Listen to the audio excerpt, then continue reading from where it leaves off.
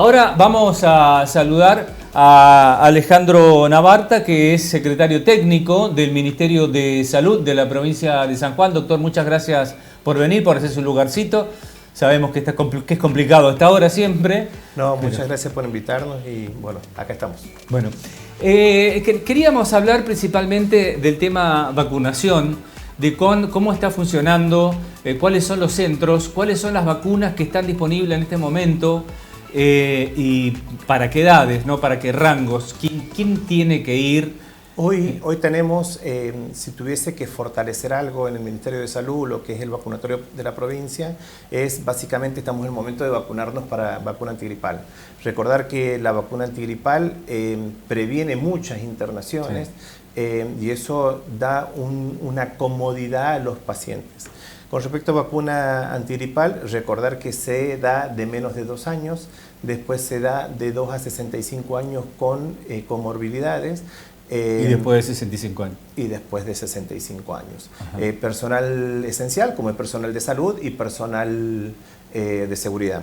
No nos olvidemos del virus respiratorio sincitial, que es una vacuna muy importante que se hizo el lanzamiento desde Nación y San Juan fue la primera provincia que vacunó su primera embarazada de semana 32 a semana 36 para poder luchar contra el virus respiratorio sincitial que internaba muchos niños en la provincia. Con ese virus que yo, bueno, no sé si existía con otro nombre de hace muchos años, pero yo lo he empezado a sentir desde hace poco, a este virus respiratorio sincitial, que viene a ser como una especie de... Es un virus respiratorio es un virus respiratorio que produce bronquiolitis en los niños y produce neumonía. Es grave. Es grave. Sí, y sí. Es grave con una mortalidad. Recordemos que el virus respiratorio sincitial tiene la mayor tasa de mortalidad por infecciones respiratorias en niños menores de 5 años. Claro, sí, es gravísimo. Hemos logrado con esta vacunación a las embarazadas una disminución del 70% de la internación en terapia de los niños y en cama por estos cuadros clínicos, ¿no? Que no es poco. O sea, 70% a partir de que empezaron con la vacunación el año pasado. A las embarazadas. Este año tenemos Este año, digamos, es la lectura que pueden hacer del trabajo realizado. Es un montón. Insisto, la vacuna es para esto, es para prevenir.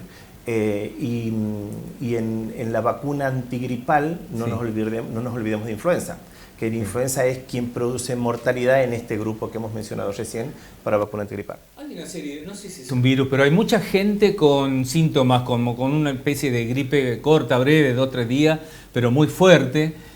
No sé si es normal para esta época del año. Sí, no nos olvidemos de los cuadros catarrales, no nos olvidemos de los cuadros respiratorios leves, no nos olvidemos tampoco de las alergias que no son una gripe. Sí. Y qué importante que hayamos mencionado eso, porque estos síntomas leves no son contraindicación para vacunarse contra la vacuna antigripal.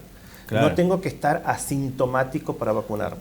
No puedes ir resfriado ni gripado a vacunarte. No, si yo tengo un síndrome catarral, un síndrome respiratorio leve, tranquilamente puedo vacunarme. Sí.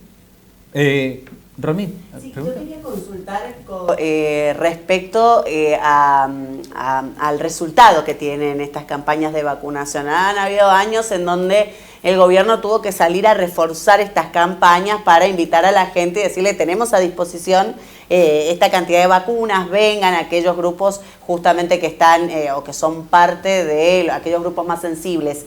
¿Cómo se ha dado hasta el momento? ¿Qué tenemos nosotros? El ministro de Salud, el doctor Amílcar Dobladés, es un convencido que salud debe salir a la puerta de la casa y de esa manera nos estamos comportando y de esa manera estamos trabajando. Hemos salido, justamente por eso hemos sido premiados por 2º año consecutivo por la OPS, por las estrategias que implementamos de vacunación. El año pasado hicimos la línea de la vida, en el mismo momento vacunamos de manera momentánea o instantánea, simultánea, animales, niños, embarazadas y adultos, todos con su criterio de vacunación. Que yo creo que eso provocó que al niño, que es todo un estigma salir a vacunarse, dejar el colegio, su mamá tener que dejar su trabajo para ir a vacunarlo, volver con el daño, con la injuria de la vacunación y ver que a su perrito se lo puede vacunar, la verdad que fue muy aceptado. Este año hemos implementado algo que es el vacunatorio móvil. El vacunatorio móvil sale a vacunar De la misma manera salimos a vacunar a los colegios, salimos a vacunar a los geriátricos y salimos a vacunar a los bancos. Con respecto a los bancos está bueno destacarlo, que cuando un adulto sale al banco, tiene el efecto cebolla, tiene la camiseta, la camisa, el suéter. Capas, entonces, como que ha sido un poco difícil, muy bien aceptado, pero un poco difícil. Ese premio, sí, ¿quién lo otorgó? ¿Por la estrategia de vacunación? La OPS. Ajá, la Organización Panamericana de Salud. Panamericana de Salud, buenísimo. Otra cosa, perdón, sí. y me gustaría destacarlo, hemos hecho un horario especial para niños con espectro autista. El niño con espectro autista tiene que tener un escenario de vacunación. Recordemos que la vacunación no deja de sentirse el pinchazo. En el vacunatorio, los martes y jueves, martes por la mañana y jueves por la tarde, se les va a dar un horario especial, con música especial, con un escenario especial, donde van a ser vacunados solamente ellos. Este horario es para que se contemple la tranquilidad y la calma que debe tener el espacio para el niño. Qué importante esto que mencionas, digo, porque antes no se había tenido este tipo de consideración para personas o para niños que perciben, digamos, el mundo de otra manera. ¿Por qué decidieron hacerlo? Porque tenemos mucha población de pacientes con niños de espectro autista y niños con trastorno del neurodesarrollo.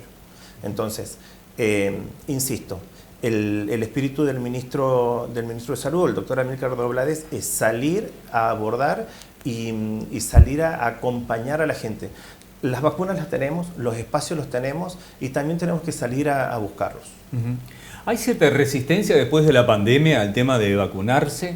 Este surgimiento en algunas provincias del tema sarampión, por ejemplo, eso es importante también. Yo creo que hay cierto estigma o cierto...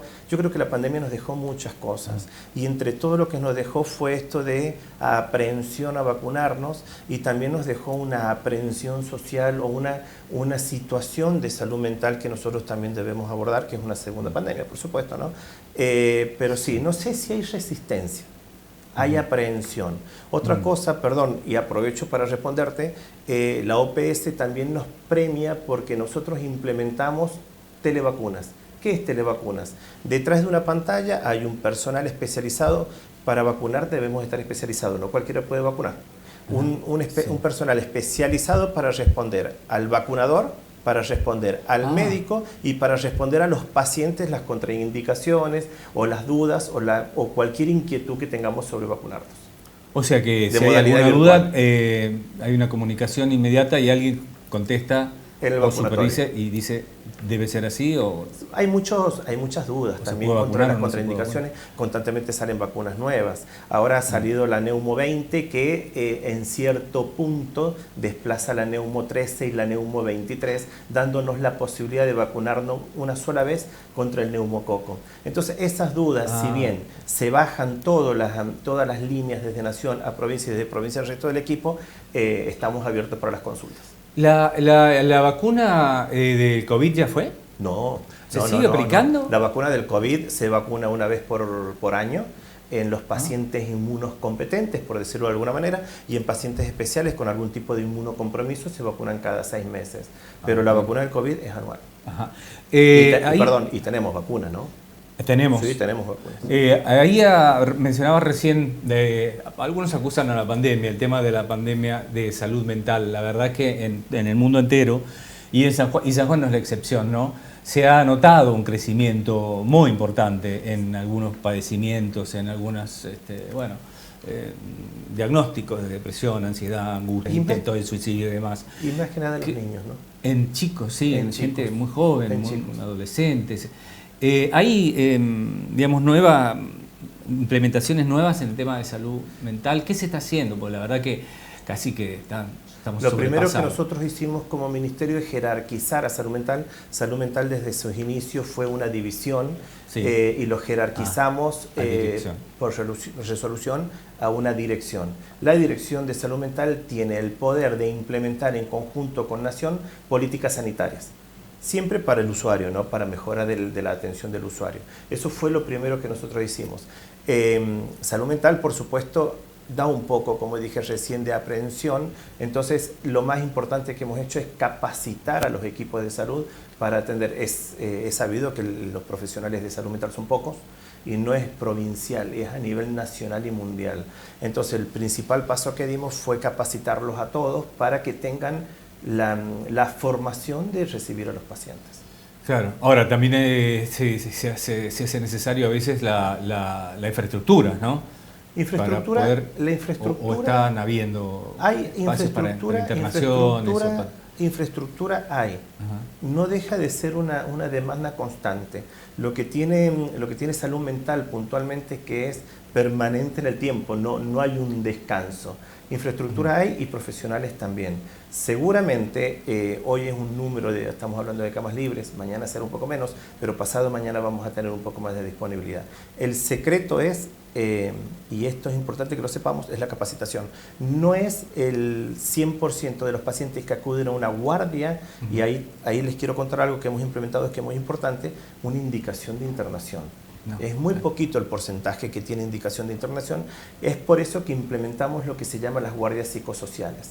De manera paralela con el médico internista, con el médico pediatra, hay un trabajador social y un psicólogo que aborda a estos pacientes. ¿En los hospitales grandes o en dónde? En todos los hospitales. En todos los hospitales. Se ha ido implementando de manera paulatina. La idea que es que hay un trabajador social y un psicólogo que aborde a estos pacientes y diga, junto con el médico clínico, no tiene patología orgánica, no tiene criterio de internación por un daño orgánico. Tratamiento ambulatorio. Pero tampoco tiene criterio de internación por salud mental. Claro, entonces, de manera inmediata se hace el contacto para el tratamiento y el monitoreo ambulatorio, ya sea de medicación, ya sea para un diagnóstico o ya sea para el seguimiento de su patología de base. O sea, eso, por más que sea ambulatorio, se hace un seguimiento. Se hace un seguimiento. El objetivo... Si medicamento. Exacto. Claro. El objetivo es que el paciente, si no tiene criterios de internación, en ese momento, si es horario de consultorio, sea abordado por los especialistas si no tiene una consulta, y si es fuera de consultorio, porque puede ser en horario vespertino, tarde, noche, sea dirigido con turno al especialista. Sí. Alejandro, otro de los temas de los que recibimos un montón de consultas tienen que ver con los pacientes crónicos, como los pacientes que padecen de diabetes. ¿Cómo está el tema del empadronamiento, reempadronamiento de personas? ¿Se sigue distribuyendo el bolsón y las tiras reactivas? ¿Cómo está trabajando Salud Pública al respecto? Tenemos nosotros el programa provincial, que es el programa Prosadia. Tenemos enrolado más de 3.700 pacientes con diabetes. El objetivo y el espíritu del programa provincial no solamente es la medicación, sino la capacitación a los profesionales, a los pacientes y el acceso a la medicación y a los insumos. Cuando uno habla de insumos, habla de tira reactiva y habla de los dispositivos. Está funcionando. Una buena noticia es que el programa Prosadia funcionaba en el Hospital Marcel Quiroga y lo hemos trasladado al Hospital Lanteri, que desde la logística es muy interesante porque en el mismo espacio nosotros tenemos depósitos para insumos, para reactivos y para manejo de los pacientes. ¿El paciente tiene que ir al Hospital Lanteri? No. El paciente tiene que ir a su profesional, que es quien le va a indicar que tiene condiciones para enrolarlo, lo va a enrolar y desde su centro o desde su CAPS puede retirar la medicación. El Hospital Lanteri, al estar enrolado y denunciado ese paciente como diabético, el Prosadia desde Lanteri envía la medicación a su CAPS. ¿Cómo están con el tema de stock de tiras reactivas y demás en el abastecimiento? Recuerdo el año pasado que en algunas oportunidades habían demoras o nos llegaban mensajes de pacientes que por alguna u otra razón no se encontraban con las tiras reactivas en el momento. No tenemos inconvenientes, ni con medicación ni con tiras reactivas. No. ¿Y la cantidad de pacientes con diabetes ha aumentado? ¿Tiende a aumentar? La cantidad tiene la tendencia a aumentar. ¿Sí? Y de estos pacientes, un poco menos de la mitad son pacientes insulinos requirientes y otros con hipoglucemiantes orales. Tienden a aumentar. ¿Y cuál puede ser la causa? Bueno, la causa es como multicausal, ¿no? Desde genética, ambiental, hereditario de una parte, hereditario, más lo que nosotros hacemos desde el régimen higiénico dietético, cómo nos cuidamos, actividad física, y eso lo vemos desde porque hay muchos pacientes que tienen muchas comorbilidades o muchas complicaciones por la diabetes, ya sea de la macro o de la microvasculatura. De la macrovasculatura, como son las úlceras por el pie diabético, y de la microvasculatura, como es insuficiencia coronaria o algún daño cardiovascular. Sí. Bueno, doctor, muchas gracias. La verdad es que le agradecemos mucho que haya venido. Hay muchos temas también para abordar. En otra oportunidad, si puede. No, muchas gracias a ustedes y cuando quieran.